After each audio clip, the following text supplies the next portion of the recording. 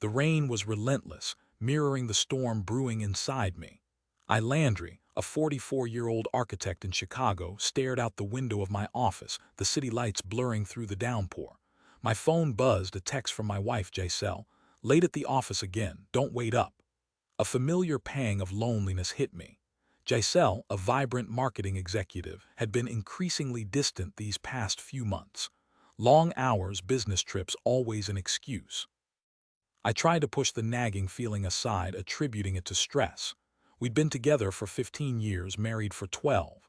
We'd built a life together, a beautiful home, a comfortable existence. I loved her, or at least I thought I did. The doubts started subtly. A misplaced lipstick, a new perfume I didn't recognize, the way she flinched when I touched her. Then came the lies, the blatant, easily disprovable lies. A business trip to Denver that was actually a conference in Miami, a dinner with clients that stretched until midnight. I confronted her once gently, asking if everything was okay. She brushed it off, blaming work pressure, assuring me of her love. I wanted to believe her, I desperately wanted to. But the seed of suspicion had been planted, and it was growing, twisting, poisoning my peace of mind. One evening, I decided to surprise her. Giselle had told me she was having dinner with a client, a Mr. Sterling, to finalize a major deal. I called the restaurant she mentioned, figuring I'd join them for a drink after their meeting.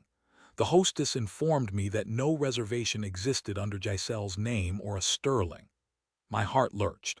I told myself there was a mistake, a simple misunderstanding, but I knew, deep down, that something was terribly wrong. Driven by a desperate need for answers, I did something I never thought I was capable of.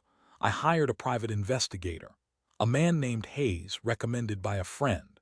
He was discreet, professional, and unfortunately efficient. Within a week, Hayes presented me with a thick envelope filled with photographs. Pictures of Giselle with another man, a man I vaguely recognized as one of her colleagues, a sales manager named Quentin. They were holding hands, laughing, kissing. The photographs documented their rendezvous over the past several weeks, clandestine lunches, romantic dinners, and finally, images of them entering a hotel together. The world tilted on its axis. The woman I loved, the woman I had built my life with, was betraying me. The pain was a physical blow, a crushing weight on my chest. I felt sick, nauseous, unable to breathe. I spent the next few days in a daze, replaying the photographs in my mind, each image a fresh stab wound. I couldn't eat, I couldn't sleep. I wandered through our house, a house that suddenly felt alien, tainted by her deception. I looked at our wedding pictures, at the smiling faces of two people who were supposed to spend their lives together, and I wondered where it all went wrong. When did she stop loving me? Did she ever love me at all? I knew I couldn't stay in that state of limbo. I needed to confront her, to hear her explanation, even though I doubted anything she could say would ease the pain. I waited for her to come home from work, the photographs spread out on the coffee table like damning evidence. When she walked in, she looked tired but otherwise normal. "Hey," she said, kissing me on the cheek. "Long day, we need to talk," I said, my voice flat, devoid of emotion. She looked at the photographs, her face paling. "Landry, I can explain. Explain what, Giselle? Explain how you've been lying to me for months. Explain how you've been sleeping with Quentin." Tears welled up in her eyes. "It just happened," she said, her voice trembling. "It wasn't supposed to happen." What wasn't supposed to happen? The kissing, the dinners, the hotel rooms. Was any of it supposed to happen, Giselle? My voice rose, the anger finally breaking through the numbness. She started to cry, a torrent of tears. "I'm so sorry, Landry. I never meant to hurt you, but you did hurt me, Giselle. You shattered my heart. You destroyed our marriage."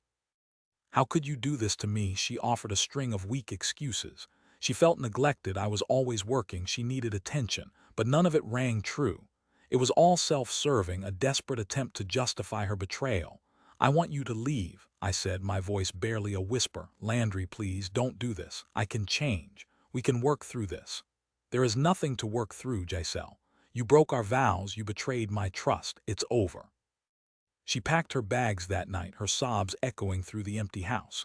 As she walked out the door, she turned to me, her eyes filled with a mixture of regret and defiance.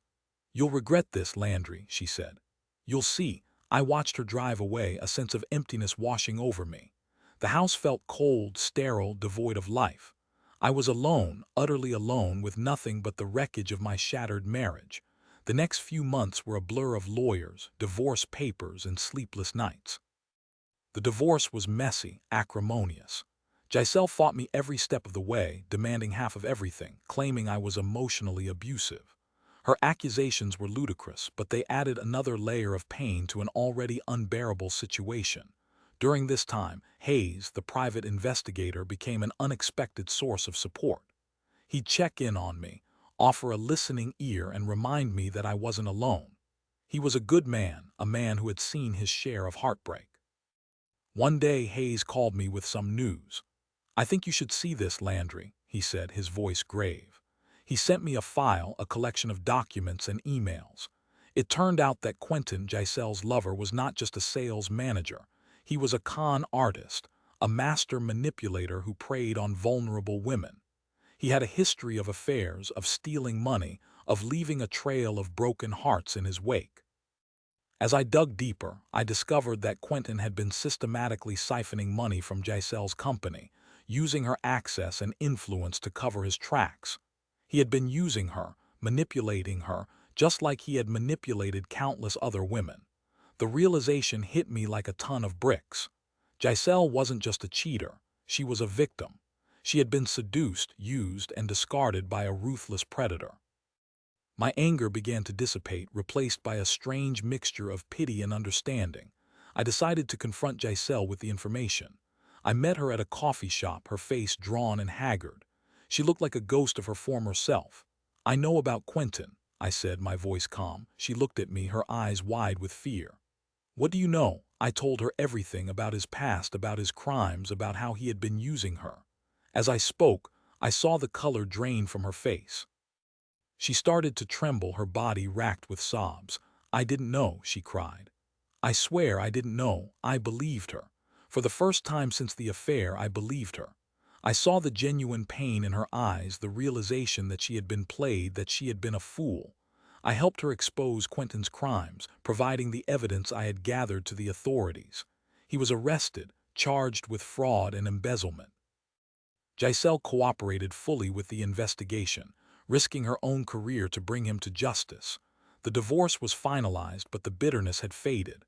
We were no longer enemies, but something akin to allies, bound by a shared experience of betrayal and manipulation. Life moved on. I started dating again, cautiously, tentatively. I met a woman named Willow, a kind, intelligent, and compassionate soul who helped me heal from the wounds of the past.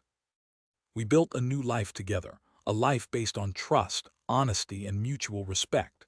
Giselle eventually rebuilt her life as well. She started her own business, a small marketing firm that focused on ethical and sustainable practices. She became an advocate for women who had been victims of fraud and manipulation. Years later, I ran into Giselle at a charity event. We talked for a long time, reminiscing about the past, acknowledging the mistakes we had made. There was no animosity, no bitterness, only a quiet understanding. "I'm sorry, Landry," she said, her voice sincere. "I'm sorry for everything I put you through." "I know," I said. "And I forgive you." The rain had stopped, the sun breaking through the clouds. I looked at Giselle, at the woman who had once been my wife, and I realized that forgiveness was possible, even after the deepest betrayal. It didn't erase the pain, but it allowed me to move on, to build a new life, a better life, free from the shackles of the past. I learned that betrayal can come in many forms, that sometimes the person who hurts you the most is also a victim. And that forgiveness, while difficult, is the only path to healing and redemption.